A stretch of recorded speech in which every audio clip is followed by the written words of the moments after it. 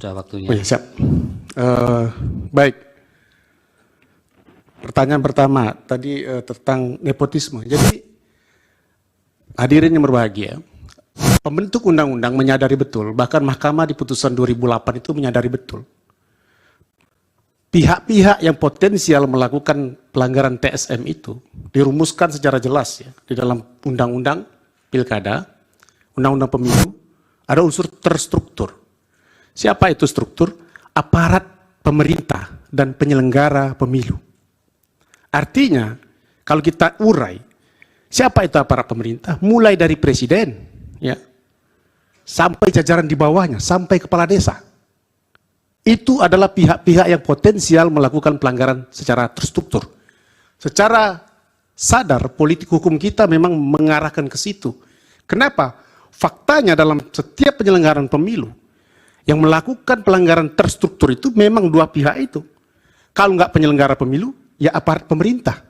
Makanya kemudian kenapa dalil di 2014, ya, di mana pada saat Pak Jokowi maju pertama kali dalam pilpres, berhadapan dengan Pak Prabowo, itu dalil pelanggaran TSM-nya tidak mengarah kepada aparat pemerintah.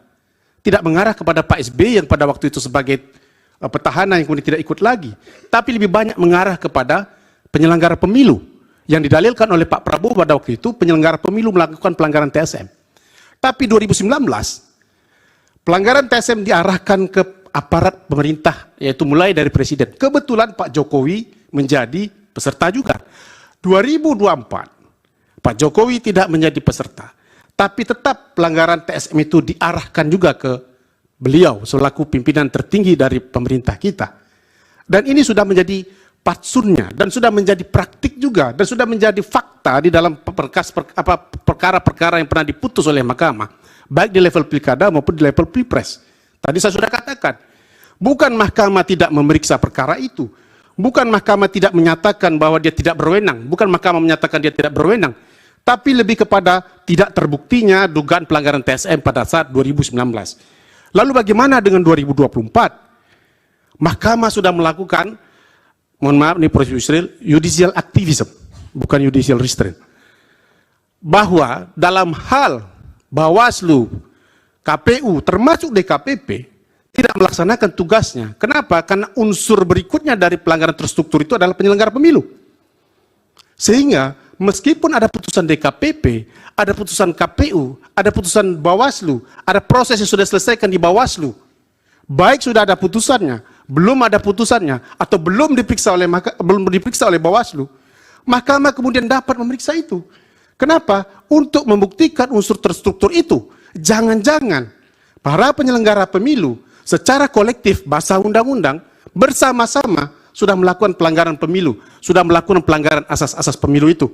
Disitulah esensinya kenapa kemudian secara sadar kita mengatakan untuk terjadinya pelanggaran TSM, untuk bisa diperiksanya pelanggaran TSM, Mahkamah Konstitusi bukanlah lembaga pembanding dari putusan Bawaslu, bukanlah upaya banding, bukanlah upaya kasasi semacam itu, tapi memeriksa secara keseluruhan terhadap fakta-fakta persidangan.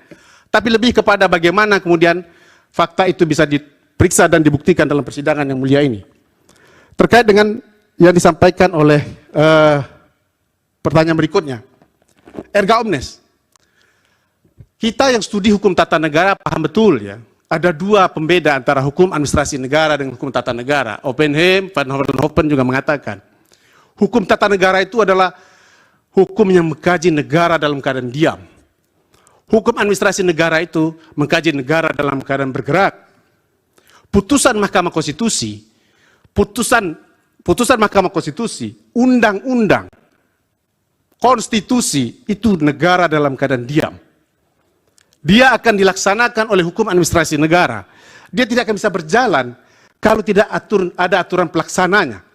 Disitulah esensi dari peraturan PKPU itu dibentuk lebih lanjut.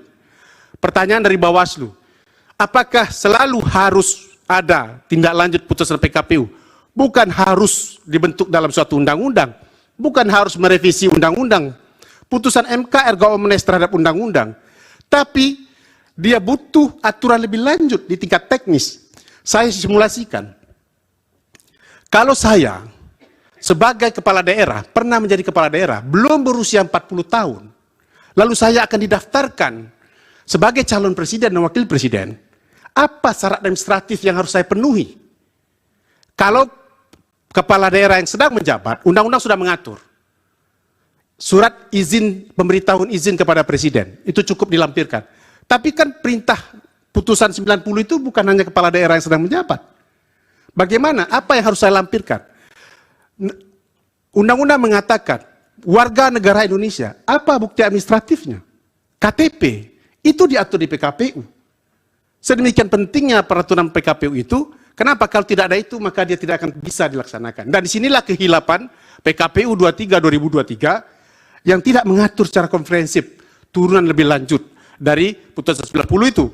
Kenapa dia hanya fokus pada kepala daerah yang sedang menjabat, tapi usianya belum 40 tahun, yaitu saudara Gibran, atau Pak Gibran, sebagai calon wakil presiden. Berita acara, saya pikir Pak Ketua sudah tahu. Ini suka seperti nanya ngetes statistik, kebetulan saya punya jimatnya. 9 Oktober untuk berita acara, pengundangan PKPU 19, lalu 3 November itu PKPU 23/2023. Artinya ada rentang waktu dari 9 Oktober sampai 2023, 25 Oktober penerimaan pencalonan Prabowo Gibran, artinya belum PKPU itu diubah. Jadi clear di situ.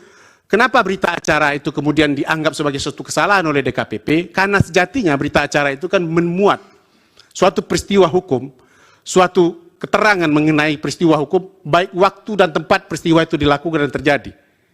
Kalau kita menyerahkan berkas hari ini, sejatinya berkas itu harusnya ditandatangani dan diterima, dituliskan berita acaranya pada hari ini. Kenapa? Karena itu bisa saja disimpangi nanti. Bisa saja kalau ada niat buruk, ya, salah satu pihak berdalih, saya sudah menyerahkan berkas saya pada tanggal 19 Oktober. Saya sudah lengkap menyerahkan. Tiba-tiba pihak KPU mengatakan belum lengkap. Apa pegangan para pihak?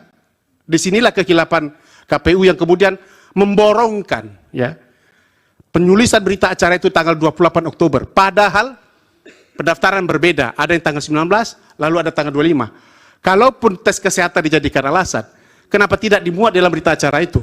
Bahwa untuk berkas tes kesehatan disampaikan setelah proses pemeriksaan kesehatan itu. Ya, waktu sudah habis, Pak. Terima kasih Yang Mulia. Itu saja. Assalamualaikum warahmatullahi wabarakatuh. Waalaikumsalam.